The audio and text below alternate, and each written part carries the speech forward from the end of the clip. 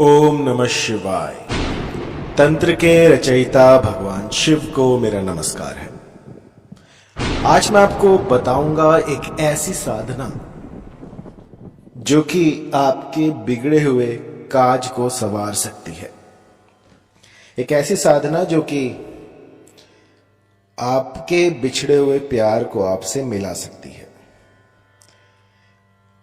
इस साधना को दुर्मुखी करालिनी वैताली साधना कहते हैं। यह प्रयोग सिद्ध होने पर जो वैताली देवी हैं वो हर क्षण साधक पर प्रेम वृष्टि करने के साथ साथ उनका सटीक मार्गदर्शन भी करती हैं। ऐसी स्थिति में जब वो आकर्षित हो जाती हैं तो साधक को धन, बल, मनोकामना पूर्ति, दिव्य भोगों की सिद्धि तथा वशीकरण की ऐसी शक्ति देती हैं जिसके सामने कोई भी टिक ना पाए। ये इतनी प्रभावी साधना है कि पहले ही दिन से असर दिखाना शुरू कर देती है।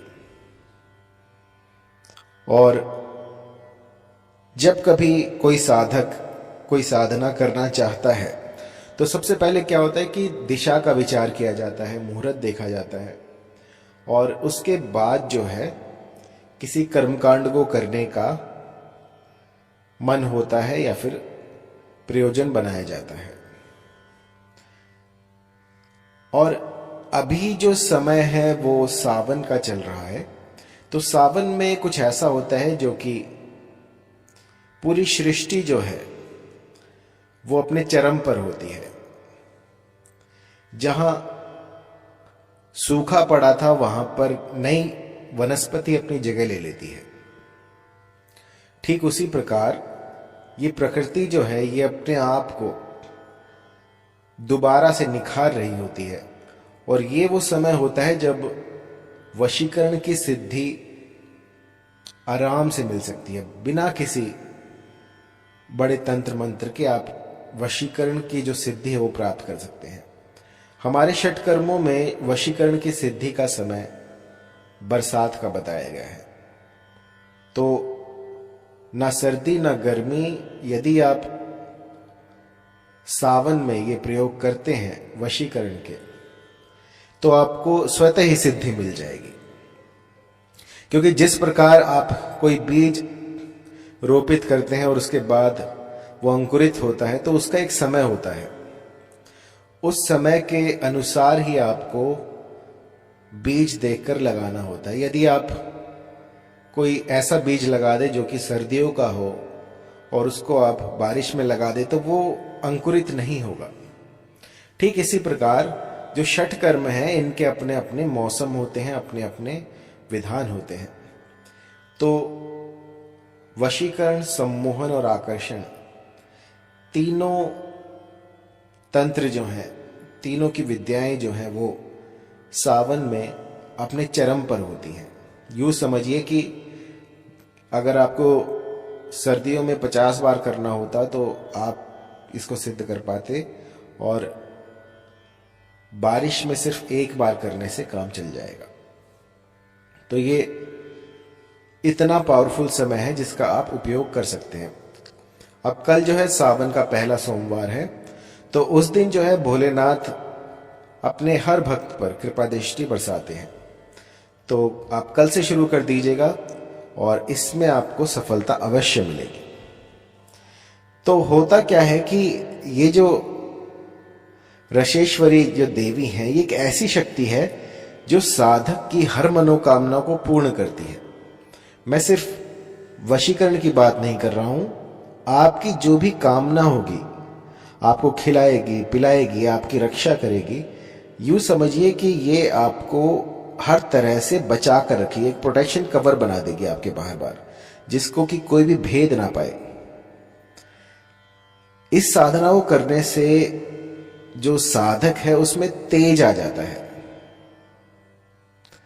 और इस साधना से मां अपने बच्चे को ऐसे रखती है जैसे कोई अगर उसे छू ले तो भी वो क्रोधित हो जाए।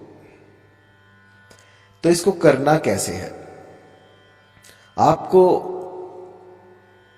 कोई ऐसा स्थान ढूंढना है जो कि वीराने में हो, कोई ऐसा स्थान जो अबैंडन हो, कोई ऐसा स्थान जहां पर कोई आता जाता ना हो। कोई किला हो गया, कोई टूटा फूटा खंडर हो गया, या कोई गुफा हो गई, कोई वन प्रदेश हो गया। ऐसे स्थान में जाकर इनकी साधना की जाती है। आपने देखा होगा, कई बार आप देख रहे होंगे कि कुछ लोग जो हैं वो काफी गरीब होते हैं और एकदम से कुछ ऐसा हो जाता है कि पेट्रोल पंप पे काम करते करते वो एकदम से अमीर बन जाते हैं। तो ये क्या होता है? ये किस्मत होती है या क्या होता है? तो देखिए, हमें नहीं पता कि सामने वाले के पास क्या सिद्धि है, उसने क्या साधनाएं की हैं। तो जब कभी आप ऐसा देखिए कि एकदम से रंक से कोई राजा बन जाए, तो उसके पीछे जो है वो ऐसी सिद्धियां काम करती हैं। ये सिद्धियां आपको एकदम से ऊपर लेके जाती हैं, और यदि इनको आप साध लेते हैं और आपको इनको चलाना ना आए, तो ये आपको फिर से फर्श पे ले आती हैं। तो सबसे पहले जरूरी है कि आपके अंदर वो सामर्थ्य हो कि आप इन शक्तियों को संभाल पाए। इन शक्तियों में कुछ ऐसा होता है जो कि आपकी हर एक मनोकामना की पूर्ति कर सकती हैं, चाहे वो किसी भी प्रकार को, चाहे कोई सरकारी नौकरी हो, कोई छोकरी हो। जो आप चाहते हैं, जो भी आपके मन के भीतर विचार उठते हैं, वो सब कुछ इससे संभव है। और ये इतना प्रभावी है कि मैं अगर पूरी रात भी इसका व्याख्यान करता रहूं तो कम पड़ जाएगा। तो आइए मंत्र जान लेते हैं। मंत्र के बाद जब मैं आपको बताऊं तो इसको कंठस्थ कर लेना। आपको लिखकर भी मैं दे दूंगा, तो आपको इसको याद कर लेना है। कंठस्थ करने के बाद आपको इसका गुंफन करना है। मंत्र है ओम रशेश्वरी चंद्रमुखी चंद्रकला कामातुर भैरवी आगच्छ गच्छ स्वाहा। तो आप आवाहन कर रहे हैं, यहां पर माता का आवाहन कर रहे हैं, उस शक्ति का आवाहन कर रहे हैं जो कि आपके बिगड़े हुए काज को संवारेगी।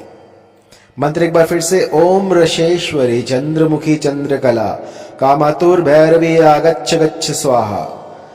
तो जब कभी आप मंत्र की चैंटिंग शुरू करें, जब कभी आप इसका गुंफन प्रारंभ करें, तो आपके भीतर एक ऐसा उत्साह होना चाहिए कि आप पता नहीं ऐसी कौन सी शक्ति है जिसको कि आप आकर्षित कर रहे हैं। सोचिए ये कितनी पुरानी शक्ति है, लाखों सालों से कहीं दबी बैठी होगी और आप उनको जो है अपनी ओर आकर्षित कर रहे हैं।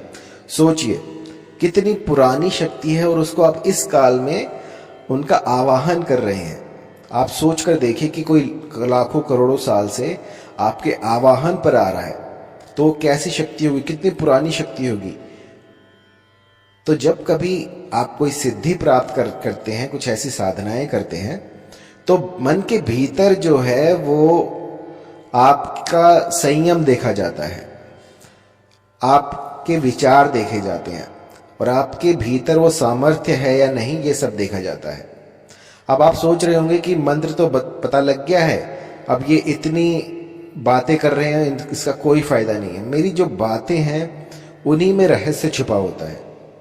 मेरी बातों में ही कुछ ऐसा होता है जो कि मंत्र से भी ज्यादा आपके हितकारी हो सकता है, क्योंकि सिर्फ मंत्र जान लेने से आप सिद्धियां प्राप्त नहीं कर सकते।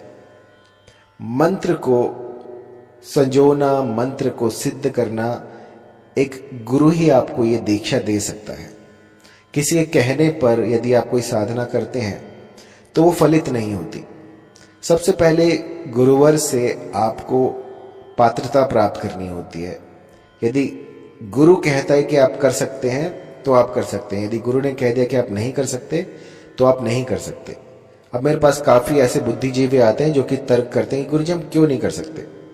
मैं आपको बताऊं तो मेरे पास जितने भी साधक सीखने के लिए आते हैं वो अपने आप में साधक बन के आते हैं, तो मैं उन्हें मना कर देता हूं, और फिर उसके बाद जब वो तर्क करते हैं तो फिर उनकी सार्थकता पर मुझे संदेह होता है। अन्यथा यदि कोई साधक करना चाहे तो एक बार अपनी पात्रता जो है वो सिद्ध कर दे, तो मैं उसको ऐसे ऐसी सिद्धियां दे दूं जिसका कि कोई वर्णन भी नहीं कर सकता। बहुत देख कर, समझ कर, सोच कर सिद्धियां जो है किसी को दी जाती हैं। सिर्फ मंत्र जान लेने से सिद्धियां प्राप्त नहीं होती हैं। इसके लिए आपको तलवार की धार पर चलना होता है। आपके विचारों तक को आपको कंट्रोल में करना होता है, उसको बांध कर रखना होता है। सबसे पहले जो है आपका आहार क्या है। यदि आप अपने आहार पर ही संयम नहीं रख सकते, कंट्रोल नहीं रख सकते, तो आप कोई साधना नहीं कर सकते। यदि आप व्रत नहीं कर सकते, भूखे नहीं रह सकते, हठ नहीं दिखा सकते, तो ये साधनाएं जो हैं ये काम नहीं करेंगी। यदि आपको ऐसा लगता है कि आप कर सकते हैं, तो आपको मंत्र मैंने बता दिया है। ओम रशेश्वरी चंद्रमुखी चंद्रकला कामातुर भैरवी आगच्छ गच्छ स्वाहा। तो इनका आवाहन कीजिए। लाल वस्त्र पहनकर आपको इनका आवाहन करना है। दिशा रहेगी पूर्व की ओर मुख करके आपको इनका आवाहन करना है। और जितना अधिक हो सके सात्विक रहिएगा, स्वच्छ रहिएगा। यदि आप कहीं वन प्रदेश में हैं तो वहां पर अगर आप साधना कर रहे हैं तो आपको नहाना अनिवार्य है। मंत्र जाप से पहले नहाना अनिवार्य है। 108 से लेकर इसकी जितनी अधिक संख्या में आप जाप करेंगे, चाहे वो 1 साल हो, 2 साल हो, जब तक ये सिद्ध ना हो जाए तब तक आपको इसका जाप करना है। और ऐसा नहीं है कि आपने 2 दिन किया फिर छोड़ दिया, 1 महीने किया फिर छोड़ दिया। जब तक मातेश्वरी प्रकट नहीं होती तब तक आपको ये साधना करनी होगी।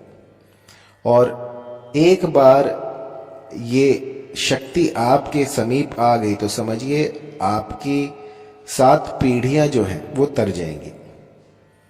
अधिक जानकारी के लिए आप कॉल